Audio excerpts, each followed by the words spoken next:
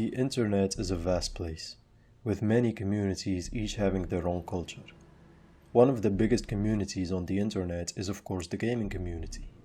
And recently, this particular community has lost its mind over one particular game.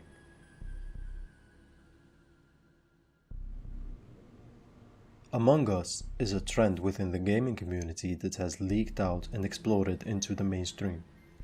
You all probably know what Among Us is, so you don't need me to explain.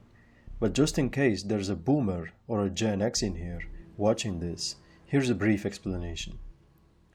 Among Us is a social networking game. It is set in space with two playable parties, the crew members and the alien impostor, or multiple impostors. The crew must find out who the impostor is and finish the set of tasks they have, while the impostor needs to kill all crew members and sabotage them without being discovered.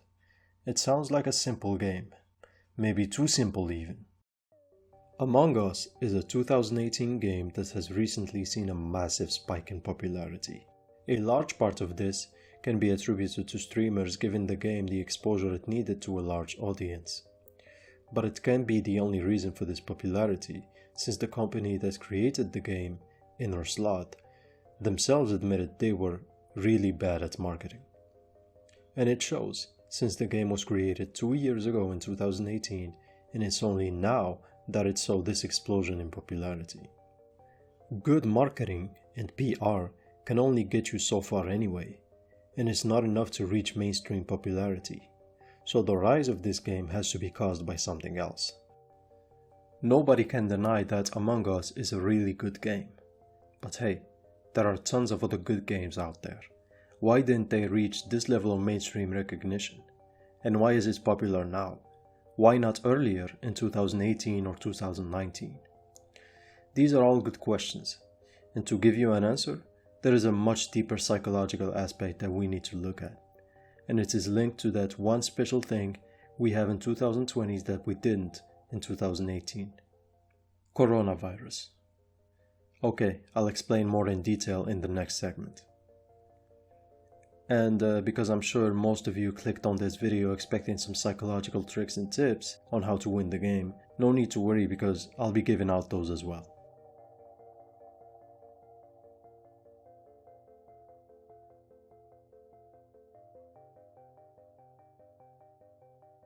This is 2020, the best year ever if you're an introvert.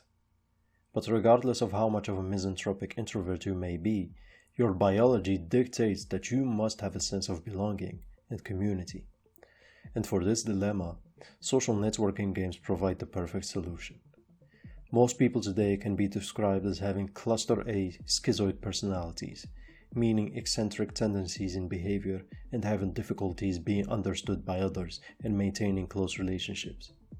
The internet, and especially the gaming community, is rampant with schizoid personalities. And for good reason. The internet and games provide these personality types with an outlet where they can bypass their social difficulties, externalize their internal world, and get a sense of belonging and community, all with a minimal risk of pain. As a result of cluster A personalities being widespread, today's culture is marked by a rampant sense of paranoia, fear, and mistrust of one another. And this has only been greatly accentuated under the current global circumstances due to the coronavirus pandemic. And then, enter Among Us, a game based on fear and mistrust, where rampant paranoia is the name of the game. In your daily life, every time you go outside, you worry you may come into contact with someone sick that will infect you. The same way that every time you go to a task in the game, you risk being cut in half, shot dead, or stabbed in the back. Every living person in the world today, from children to the elderly, can relate to this game in some form or another. But unlike the real world, where we feel powerless, the game gives us a much needed sense of control, where we can act on those feelings and regain a sense of power in our lives. Uncovering the imposter in the game can give us a metaphorical sense of achievement, similar to that of uncovering someone who has COVID, so we can social distance away from them into safety. or a sense of achievement similar to that of discovering the impostors and fake toxic people in our lives so we can get rid of them. Add to that a sense of fairness and the democratic voting process to eliminate a suspect. A voting game becoming popular just in time before the upcoming US presidential elections, where people are preparing to vote for their next leader. All these factors come together to create a winning combination: relatability to our current circumstances with the pandemic and the elections. This is what explains the game's recent massive popularity. But that's not the whole story. There's unanimous consensus that playing as the imposter is way more fun than being crewmate. Understanding why that is will give us the whole picture about this game's surprising popularity. That's coming in the next section of this video. But before that, and as promised, here are some tips for playing as crewmate. First, paranoid people make irrational decisions based on stupid reasons like he's following me, or I don't like his name, or he's giving me the heebie-jeebies. So as a crewmate, you need to keep the discussion civilized and urge people to stay rational and not to make accusations without proof. When voting, if there are 4 players remaining and 1 imposter, skip the vote. If there are 7 players remaining and 2 imposters, also skip. And make sure to do the visual tasks with others around you so you can prove your innocence. These tasks are the weapon, the garbage, the scan, and the shield. So make sure someone sees you doing those, and keep a close eye on someone that may be faking them. Always report the body when you find it. If you don't, and someone sees you, you become sus. Ambush the imposter when they make a sabotage kill. Stay close by the area where they put sabotage, like oxygen or reactor, and wait. You're more likely to catch them there on the act. Another way to ambush the imposter is by leaving 2 people in a room, wait a few moments, and return to the room.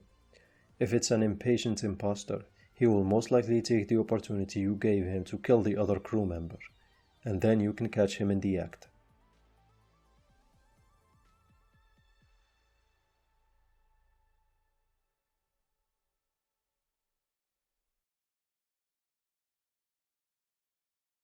We can all agree that playing imposter is more thrilling than crew member, but why is that?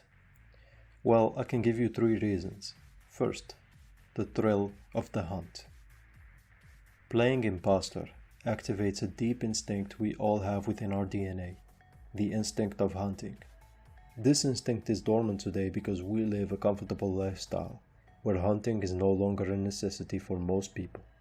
Among Us, and other video games in general, are addictive because they allow us to exercise ancient instincts within us that lay dormant. Second, like we've said previously, this is the age of the schizoid. This character type can be plagued by imposter syndrome. Many people today feel like they are imposters in their lives. If they achieve something where they put effort in, they still feel like phonies and undeserving of the credit, thinking they just got lucky. They feel like liars even when they speak the truth. They constantly feel like they're naughty, not good enough. You get the idea.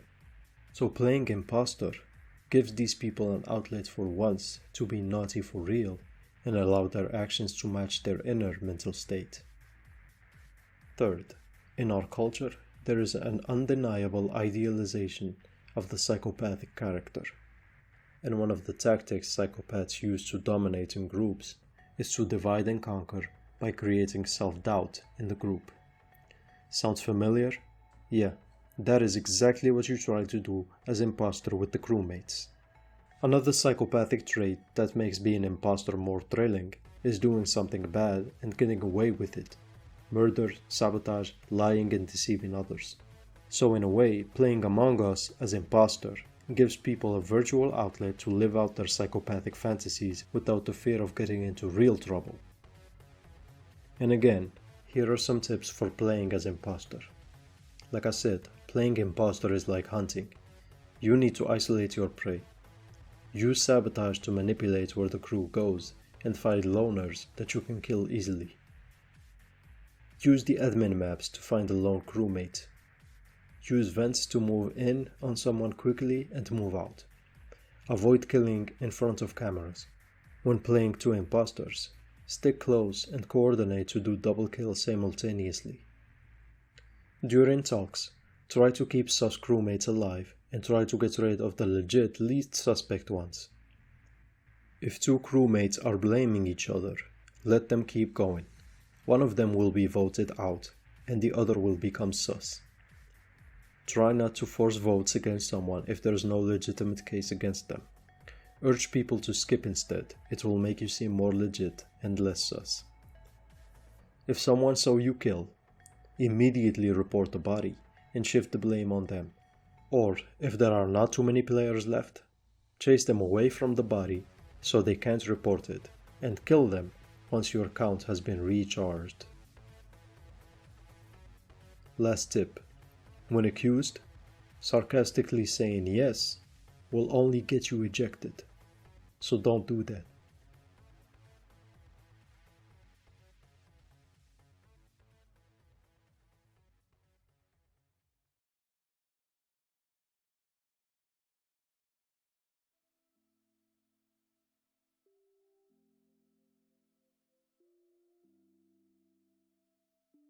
Among Us uses a staple game addictiveness strategy: intermittent reinforcement. Let's face it, everybody wants to play imposter. The game developers are very aware of this. That's why the roles are set up randomly, so that the possibility of being imposter in the next game keeps people playing. And that's how they become addicted to the game. But this tactic is not nearly as malignant as tactics used in some other games. And it's not a brain-numbing game either. It's stimulating in a positive way, requiring strategic thinking and intelligence to outsmart your opponents. In conclusion, what this game shows is that sometimes massive success is not just about being good, but also about the context. Being at the right place at the right time. And that's exactly what Among Us is. The perfect game for the perfect shitstorm that is 2020. Also, please don't be that person that leaves the game if they don't get imposter, cause that's annoying as fuck. Thanks.